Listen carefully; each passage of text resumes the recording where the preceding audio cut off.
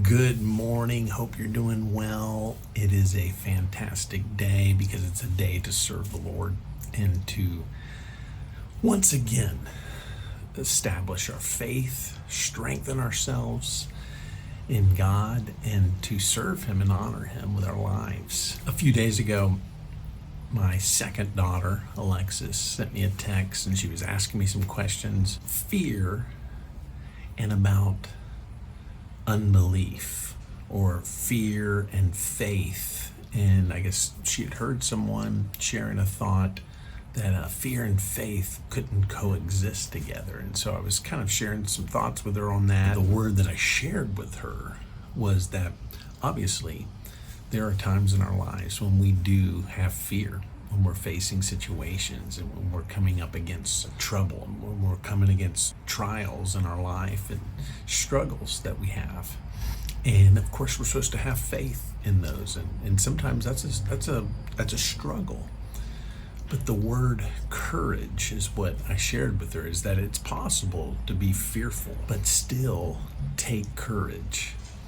That word courage is used dozens of times in scripture, in Hebrew specifically, but I'm thinking of Joshua, the first chapter, when God is sending the children of Israel into battle and prepping them and preparing them in 4 different occasions. Just in that chapter alone, they are told to take courage, to have courage, to be courageous, to be strong and courageous. There's no doubt that fear was there. So when we fear, when we have something that is causing us to be afraid of a situation, that's not the lack of faith. The way to overcome that and allow our faith to operate is to have courage. And I want to challenge you with that. There's so many times in our lives it's just going to happen. Matter of fact, when the children of Israel, the spies, went to Jericho to spy out the land, and they meet up with Rahab, the prostitute. She tells them, she's trusting in their God because she's heard the stories about them. And she says, when we heard them, our courage melted in us because we knew your God was greater than our God. And we were afraid. Their courage left them, is what she said.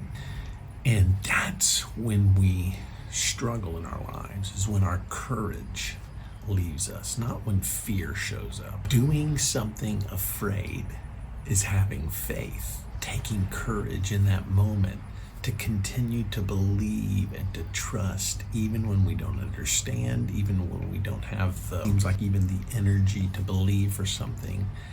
Take courage. Be very courageous. Be strong and courageous. Whatever it is you're facing today, be courageous and trust God.